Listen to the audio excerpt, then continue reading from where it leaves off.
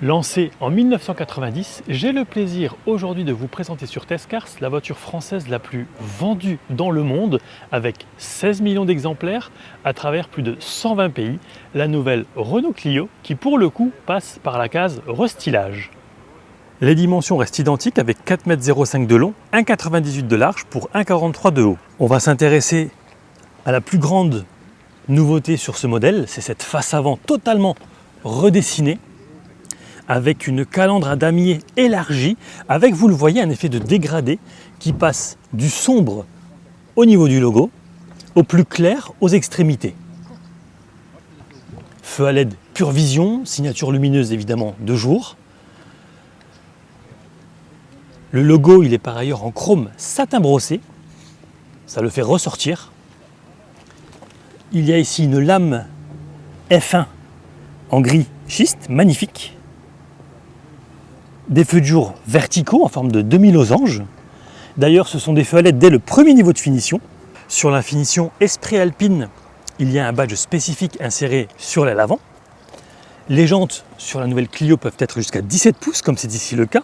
Ils sont noirs, diamantés et laqués d'un vernis fumé, avec un centre de roue bleu inspiré de la Formule 1 également. Magnifique jante par ailleurs. Vitrage arrière surteinté.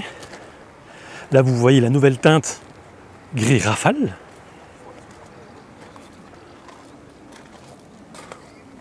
À l'arrière, les optiques ont aussi été quelque peu modifiées. L'arrière est élargi visuellement. Capteur, caméra de recul, évidemment.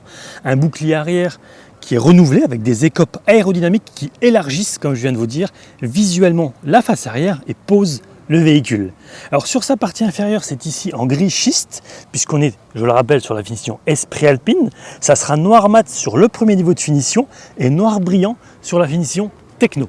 D'ailleurs, il n'y a que 3 finitions, un peu plus de choix au niveau motorisation, mais ça, on y viendra un tout petit peu plus tard. L'aileron de requin est exactement dans le même coloris que les rétroviseurs, en teinte noire étoilée. Il y a d'ailleurs 7 teintes de carrosserie. Première chose que l'on remarque, c'est bien entendu le seuil de porte et les tapis estampillés Alpine. La nouvelle Clio, il faut savoir qu'elle utilise sur certaines versions pour les sièges, les panneaux de porte et la planche de bord 60% de textile durable baptisé Tencel par son fabricant autrichien. Ces fibres textiles issues de bois de forêt gérées durablement en Europe sont produites à partir d'énergie renouvelable et certifiées par l'Ecolab de l'Union européenne. Alors on est à 60% sur la finition Techno et 72% ou 72% puisque nous sommes du côté de Bruxelles pour la finition Esprit Alpine. La finition Esprit Alpine propose des sièges spécifiques, plus enveloppants, avec un motif en forme de Y, des surpiqûres bleues, la lettre A thermosoudée sur la partie supérieure du dossier, ainsi que le drapeau FR dans la surpiqûre latérale. D'ailleurs, vous le remarquez aussi, les ceintures sont aussi bordées de bleu, à l'avant comme à l'arrière, sauf pour celle du milieu. Tout est digital, il n'y a plus l'utilisation d'aiguilles. Donc là, on est sur un écran de 10 pouces. Le système sur cette version est l'EasyLink 9,3 pouces. Compatible Apple CarPlay, Android Auto évidemment. Alors sur cet écran, il y a la navigation qui est intégrée, mais évidemment vous pouvez aussi mettre Waze par exemple ou Google Maps. Sur cette version, il y a notamment les sièges et le volant chauffant, les sièges sur 2 niveaux, mais attention, sur les versions françaises, ce ne sera pas le cas. Ce sera réservé donc à d'autres pays. Le volant qui offre une excellente prise en main. Il dispose également, vous le voyez ici, de double surpiqûre bleu, blanc, rouge, à une matière perforée et des décors noirs grand brillants qui intègrent aussi le logo Ice Black en son centre. Pédalier alu, en dessous de l'écran vous avez naturellement les commandes de climatisation, plus bas la connectique et puis là on arrive à la boîte de vitesse qui intègre le B pour brake, donc qui va optimiser le freinage régénératif. Au niveau des ADAS, il y en a 20 répartis en 3 catégories, conduite, parking et sécurité. J'ai retenu principalement l'Active Drive Assist qui est le régulateur de vitesse adaptatif avec fonction Stop and Go et la fonction de centrage dans la voie. Il y a aussi le freinage actif d'urgence avec la détection des piétons et des cyclistes et la caméra à 360 degrés qui offre une vue du dessus via 4 images. J'aurais quand même apprécié une définition plus élevée. Dès le deuxième niveau de finition techno, le siège passager est réglable en hauteur et il y a également la présence de l'accoudoir central qui est coulissant. C'est pas mal lorsque vous faites beaucoup de routes. Elle est très sympa cette broderie, j'aime beaucoup le détail. À l'arrière, rien ne change, c'est exactement comme à l'avant au niveau de la place. Et on arrive au coffre.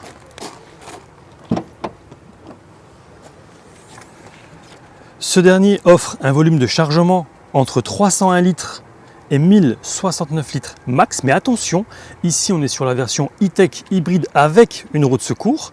On sera à minimum 366 litres sur la version diesel et 391 sur la version essence.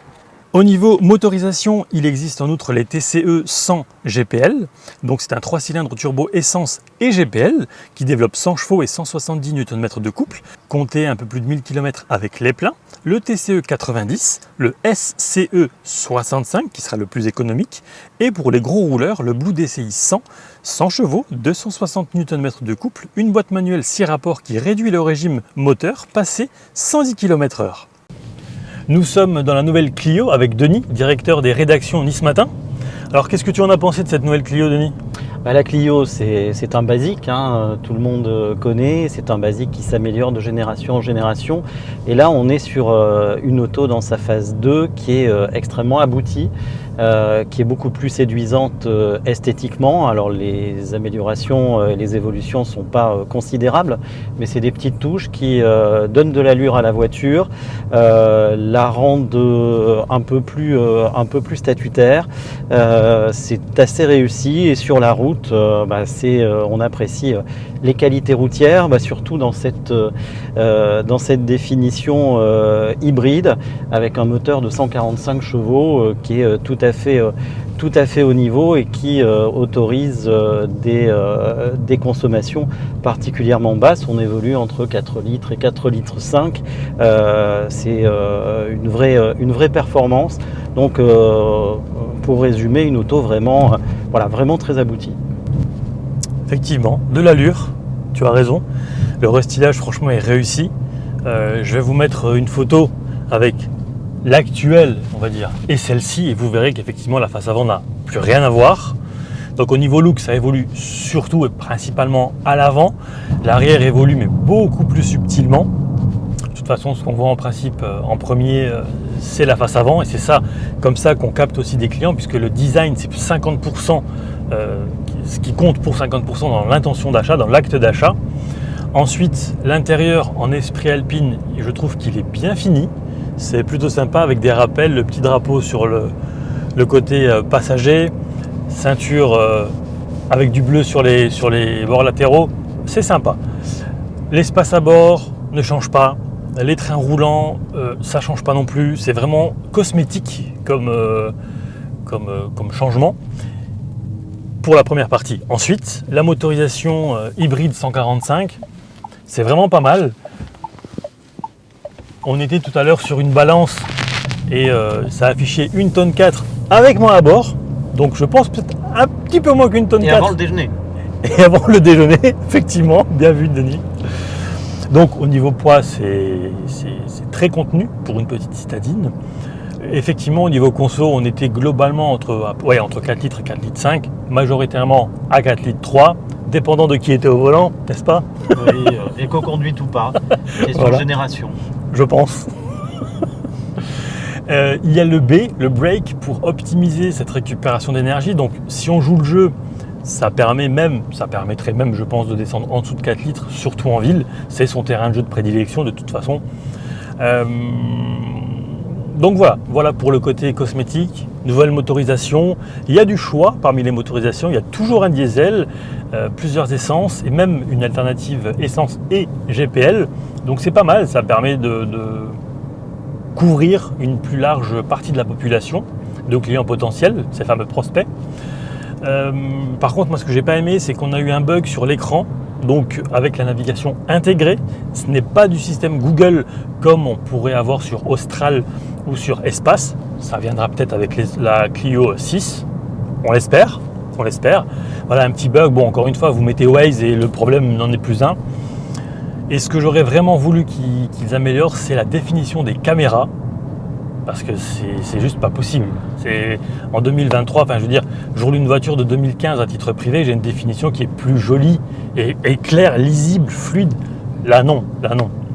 Et pour en revenir au moteur, alors la partie électrique, top, c'est vraiment extrêmement agréable comme c'est maintenant le cas. On évolue vraiment, c'est reposant. Par contre, dès que le moteur thermique se met en route, ça va souvent chercher haut dans les tours. Alors l'idéal quand c'est comme ça, quand ça fait beaucoup de bruit ou peut-être un peu trop de bruit par rapport à ce qu'on a l'habitude d'essayer, c'est on relâche un petit peu la pédale d'accélérateur, on remet un petit peu le pied dessus et ça sera déjà beaucoup plus agréable au niveau de l'oreille. C'est du détail pour la plupart d'entre vous. Voilà, quand on essaie différents véhicules, différentes marques, eh bien il y a certaines choses qu'on remarque peut-être un peu plus.